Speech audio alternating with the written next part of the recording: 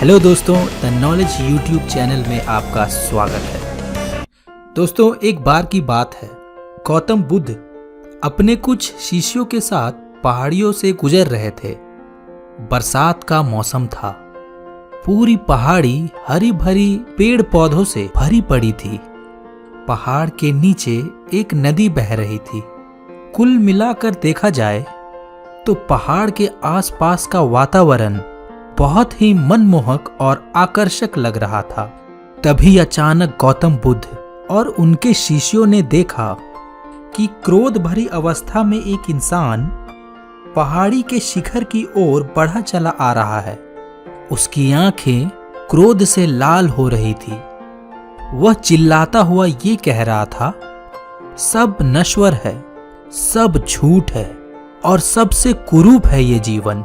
साथ ही उसकी आंखों से आंसू भी बह रहे थे। और आगे क्या हुआ, चलिए जानते हैं पूरी कहानी। जैसे ही वह व्यक्ति गौतम बुद्ध के पास पहुंचा तो उस व्यक्ति को गौतम बुद्ध ने उसका हाथ पकड़कर उसे रोक लिया और उसे एक पत्थर पर बैठाया और कहा, अगले कुछ क्षणों तक लंबी और गहरी सांस लो और अपनी श्वास पर ध्यान केंद्रित करो। व्यक्ति ने अगले कुछ क्षणों तक आंखें बंद कर लंबी और गहरी सांस ली। फिर बुद्ध ने उसके कंधे पर हाथ रखते हुए कहा, उठो, क्या तुम्हारा मन शांत हुआ? फिर व्यक्ति ने दुखी मन से आंखों में आंसू भरकर कहा, क्षणिक नहीं। फिर उस व्यक्ति ने अपने बारे में बताया कि मैं इस नगर का सबसे अमीर व्यापारी का बेटा हूँ। मैंने अपने जीवन में सब कुछ पाया, सुख, दुख, धन, ऐश्वर्य, लेकिन वो सब क्षणिक था। जब भी अपने अंदर झांक कर देखा, एक गहरा अंधकार ही पाया, बहुत गहरी पीड़ा पाई और बहुत ही सोनापन पाया। अब तो इस जीवन से कोई लगाव ही नहीं रहा और यह जीवन जीने का कोई सार भी नजर नहीं आ रहा।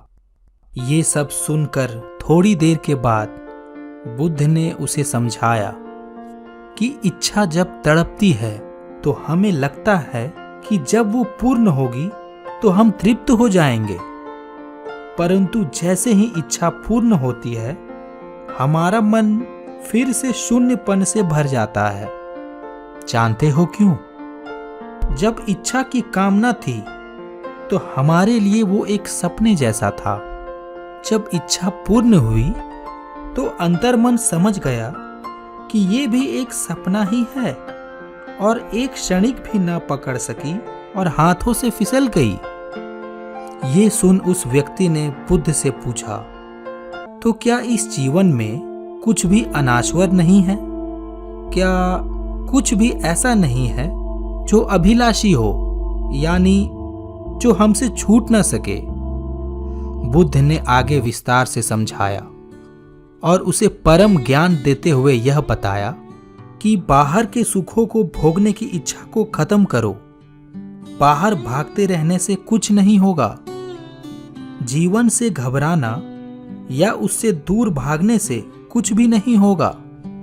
तुम्हें अपनी जीवन यात्रा अपने अंदर की तरफ से मोड़नी होगी, वहीं तुम्हें शांति मिलेगी, और ऐसी शांति जिसे कोई भी नष्ट नहीं कर सकता। उस व्यक्ति ने बुद्ध के सामने हाथ जोड़ लिया और पूछा, कौन है आप और आप ये सब कैसे जानते हैं? बुद्ध ने कहा, इस जगत के लोग मुझे बुद्ध के नाम से जानते हैं और अभी जिस मार्ग में तुम भटक रहे हो, बरसों पहले मैं भी उस मार्ग में बहुत भटका हूँ, लेकिन अब मैं इन सब दुखों से बहुत ऊपर उठ चुका हूँ। यह सुन उस व्यक्ति ने बुद्ध के तरफ बहुत ध्यान से देखा।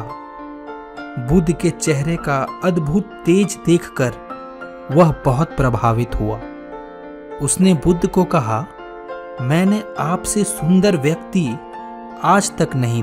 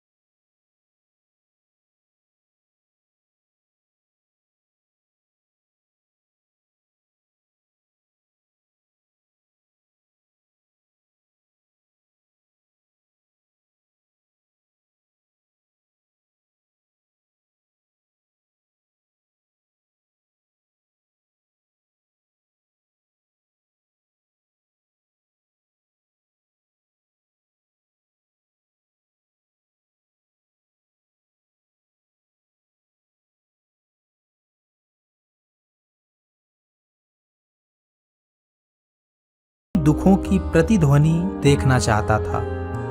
फिर बुद्ध बताते हैं कि अभी भी आसपास का वातावरण वैसा ही है जैसा पहले था। यह बिल्कुल नहीं बदला, लेकिन तुम्हारी आंखें बदल गई और तुम्हें सब कुछ अच्छा लगने लगा, क्योंकि अभी तुम शांत हो, स्थिर हो। किसी भी चीज की अति स्थिर चाहिए, चाहे वह सुख ही क्यों ना हो, अंततः वह दुख ही देती है। इसीलिए मध्य में रहो, इससे जो जैसा है वैसा ही दिखेगा। दुख में न ज्यादा दुखी हो और सुख में न ज्यादा सुखी। हर परिस्थिति में शांत और स्थिर रहने की कोशिश करो। अगर मेरे बताए इस रास्ते पर चलोगे तो परम शांति पाओगे। दोस्तों, हमारा अस्तित्व लगातार ब्रह्मांड से जुड़ा हुआ है, लेकिन हमारा मन ब्रह्मांड के खिलाफ हो जाता है। हम अपने मन के बातों से ही उलझे रहते हैं, पर हम संसार की सुंदरता को देख नहीं पाते। वक्त चाहे जैसा भी हो, अच्छा या बुरा, बदलता जरूर है। अगर तुम्हारा वक्त कभी बुरा हो तो हौसला रखना, और चाहे कुछ भी हो जाए, किसी भी परिस्थिति में हो, हिम्मत मत हारना, क्योंकि वक्त बदलने में देर नहीं लगती।